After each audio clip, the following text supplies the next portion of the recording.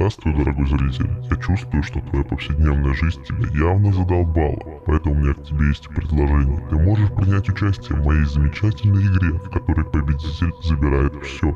Ты отправишься в мой мир, где сможешь почувствовать себя настоящим рыцарем в сияющих доспехах, который уничтожает толпы монстров одним взмахом меча. Звучит соблазнительно, не так ли? Тебе просто нужно поставить на кон собственную душу, и игра начнется. Ты готов?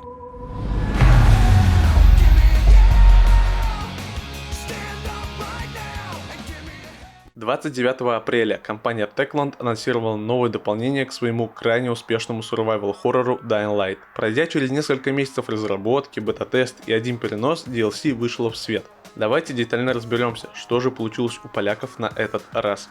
Обязательно стоит упомянуть, что изначально Halo Raid был полноценной игрой Techland, представляющей из себя слэшер от первого лица в сеттинге Dark Fantasy. К сожалению, студия заморозила игру по неизвестным причинам, но в качестве памяти о невышедшем проекте разработчики сделали дополнение для Dying Light. Для активации дополнения необходимо воспользоваться игровым автоматом внутри башни или плакатом в убежище Искр. После перемещения игрок попадает в хаб Halo Raid. По аналогии со стаей Бозака имеется возможность переместиться в локации основной игры, а также начать свое путешествие по башне Ваала. С точки зрения глобального сюжета, дополнение Halo Raid не несет никакой ценности. Множество слухов о богатстве таинственной башни заставляют Крейна отправиться в опасное приключение ради наживы. Однако темные силы не позволят так легко грабить сокровищницу их цитадели. По концепции геймплея, Halo Raid является чем-то средним между тюрьмой Харана и стаей Бозака. Игроку предлагается пройти череду арен, на каждой из которых требуется выполнить некие задания для дальнейшего продвижения. При этом игра также подталкивает геймера к исследованию локаций для поиска коллектаблсов и ресурсов. Последние особенно важны, так как при перемещении в башню Ваала игрока лишают всего его снаряжения. А теперь давайте подробнейшим образом разберем каждый аспект геймплея, а также сравним его с другими дополнениями. Глобальной целью игрока дополнение ставит сбор 3 ключей камней, с помощью которых необходимо открыть сокровищницу. Для их получения требуется пройти нелегкий путь с самого верхнего этажа до нижнего. Часто игрока будут запирать на определенной арене. Для дальнейшего продвижения необходимо найти и активировать все замки, будь то рычаг или магическая печать, а также чаще всего перебить всех присутствующих врагов.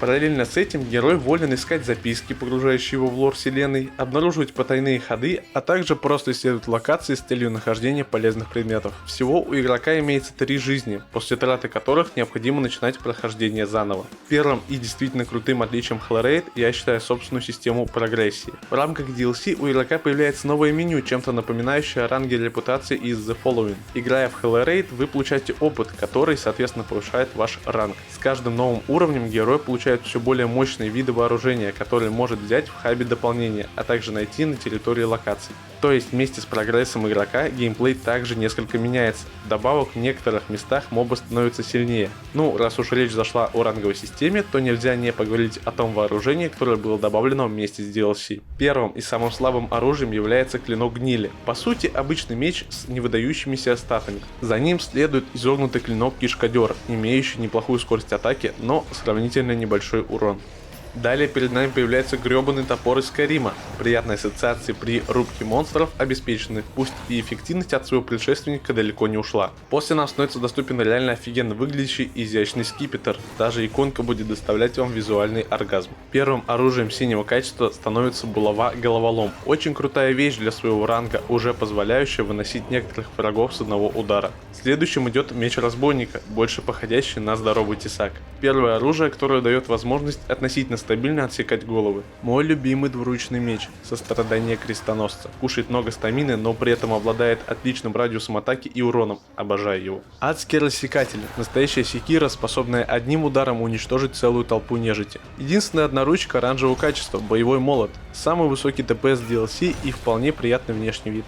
И главное жемчужное дополнение. Оружие с уникальным визуалом, способное напугать даже нежить. Сурд, являющийся настоящим артефактом мира Halo Raid. Настолько крут, что занимает половину экрана и светится в темноте. Также на 10-м ранге игрок получит броню налетчика, которая... Не поймите неправильно, у всех свои вкусы, но на мой взгляд она не очень получилась. Я молчу, что паркур и латы вещи не особо совместимы, но создается стойкое ощущение, будто туловище и голову взяли с настоящего средневекового рыцаря, а все остальное с простолюдина. Совсем забыл добавить, что в Halo Raid появилась появилась собственная валюта, которую вы получаете из сундуков, а также с трупов побежденных врагов. Она позволяет переносить перечисленное оружие в основную игру, но к этому аспекту мы вернемся чуть позже. Помимо монет, игрок может находить 4 новых типа метательного оружия. Кислотная фляга, станущая соперников и наносящая неплохой урон по области. Взрывающаяся фляга, являющаяся негласным сыном коктейля Молотова и гранаты. Оглушающая фляга, связывающая врагов электрическими разрядами. А также ржавая бритва, являющаяся аналогом метательных ножей. Самое интересное в метательном оружии — это его эффективность. Впервые за мои 350 часов я действительно начал использовать данный класс вооружения. Более того, именно благодаря метательному оружию я смог пройти финальную битву. На фоне оригинальной игры это действительно стоящая ребалансировка. Вместе с дополнением в игре появилось 11 новых достижений. Они довольно интересные и не особо сложные. Единственный вопрос: как можно убить скелеты уроном от падения, если ваншот атака сверху на них не работает? Похоже, нужно просто падать на них и ждать, когда же они умрут. И также не могу не отметить приятное внимание к мелочам. Разработчики перерисовали иконки оружия, анимации применения аптечек, внешний вид зелий, записок. Взрывные бочки также были переделаны. Даже плакаты, отвечающие за перемещение игрока, перерисованы в соответствии со стилем DLC. Это действительно круто. И раз уж мы коснулись темы рескина, то самое время поговорить о новых врагах. Всего в дополнении имеется около 7 новых типов врагов. Восставшие из мертвых отрескиненные кусаки, еще более безобидные, чем в основной игре, а также имеющие свою усиленную версию. Бегуны, которые теперь всегда знают, где находится герой, а также заражают его ядом. Скелеты, получившие мувсеты бойцов Райса, имеют разные виды брони, а также увеличенную версию, которую я зову Тахир на сушке. Плюс разработчики специально изменили некоторые анимации, поэтому ходячие кости реально круто разлетаются. Скелеты, стреляющие магией, которые сносят очень прилично хп, могут быть ядовитыми, огненными и электрическими. Имеют резисты, соответствующие их, скажем так, направленности. Самый бесячий моб, горящая женщина, ведет себя как бегун, но при этом использует дистанционные атаки, а также имеет просто кучу хп. Самый опасный враг в Halo Raid, без шуток. Абсолютно новый моб, названный Истязателем. Быстрые удары, куча хп, отсутствие слабых мест, а также сломанный мобсет. Короче, враг странный, но я нашел на него управу. Максималочка. И изюминка дополнения, то есть финальный босс, легендарный Минотавр. А по сути, очень крутой скин, натянутый на разрушителя, при таране ваншотит. Да.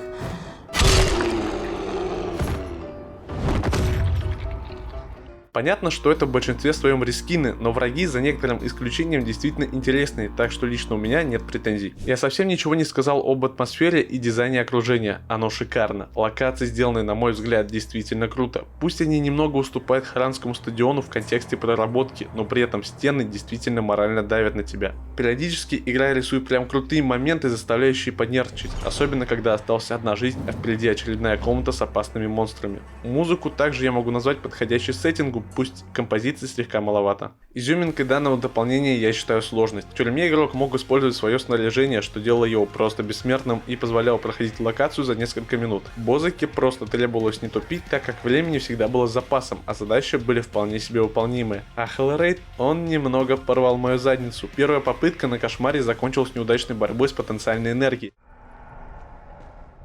Ай, больно в ноге! Далее я умирал и еще раз умирал. Один раз смог дойти до финала, но там меня просто поимели. Одна маленькая ошибка приводит к смерти, и это действительно круто. Аптечки нужно экономить, ресурсов вечно не хватает, игра вынуждает идти в размен ударов. И только на последней попытке, после правильного распределения очков легенды, в ходе полуторачасового исследования каждого уголка на интерес полезных предметов, я все же справился с игрой.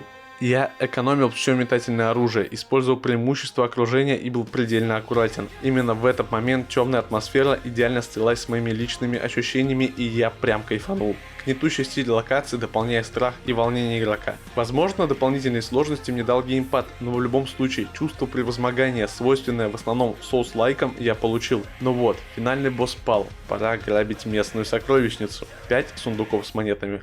Чтобы вы понимали, за неудачную и спешную попытку прохождения я получал около 1500 монет, а в сокровищнице суммарно всего 400. Как вы понимаете, теперь пора поговорить о минусах дополнения. Многие жалуются на продолжительность DLC, однако с этим мне согласиться достаточно сложно. Того же Бозака я осилил гораздо быстрее. Да, после 3 часов геймплея вы по сути изучите весь контент DLC, но я не считаю такой показатель чем-то ужасным. Но в отличие от того же Бозака, в Halo Raid не хватает линейного сюжета. Банального голоса какого-нибудь демона на заднем плане было бы более чем достаточно. Уверен, это могло дать плюс 100 очков к атмосфере. Просто представьте стаю Бозыка без самого Бозыка и поймете, о чем я говорю. Возвращаясь к сравнению со стаей, упомяну однообразие поставленных задач. Кроме мясорубки, игра ничего предложить не может. Паркурных испытаний нет, загадок тоже. При большом желании, даже какие-нибудь гонки на видоизмененной машине по территории башни можно было добавить. Я понимаю, что это не очень легко сделать, но хоть какое-то разнообразие должно быть. Однако в этом дополнении разработчики добавили некий элемент рандома. Рычаги и алтари, необходимые для открытия дверей, спавнятся в случайных местах, а количество и виды врагов тоже иногда могут меняться, как и дроп сундуков. Плюс есть целые 2 развилки, ведущие в разные комнаты.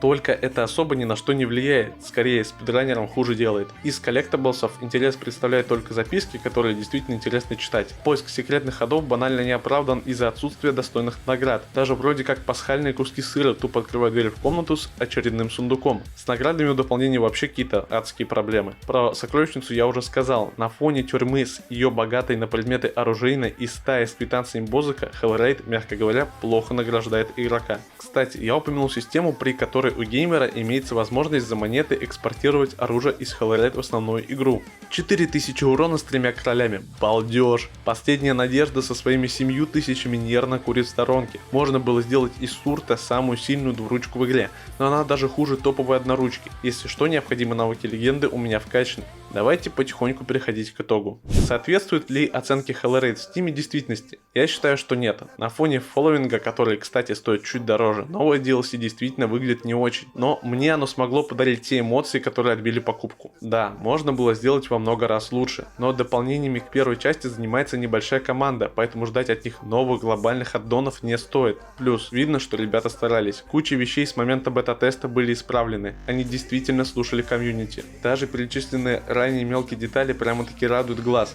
Если вы хотите узнать, стоит ли вам покупать дополнение, то скажу следующим образом. Если вам нравится боевка Dying Light, а также есть несколько друзей, то однозначно да. Кстати, поддержка кооператива до 4 человек также имеется. На мой взгляд, Hellraid в совокупности не хуже стаи Бозыка, так что провести несколько часов в нем, особенно вместе со своими кентами, будет круто. Также, если есть желание поддержать разработчиков рублем, то приобретение крайне обязательно. В конце концов, какая еще студия столько лет поддерживает свою игру? Techland в моих глазах однозначно заслуживают эту относительно небольшую сумму. Будем надеяться, что эта копеечка поможет в производстве второй части. Если же вы не особо любите боевую систему Dying Light, то лучше не надо. Дополнение скорее для фанатов, так что проходите мимо, ничего критичного вы не упустите. Тем, кто уже купил DLC, советую не расстраиваться, ведь разрабы обещают его дополнять. DLC к DLC это мощно. Первое такое обновление будет уже в сентябре, обзор обязательно появится на этом канале.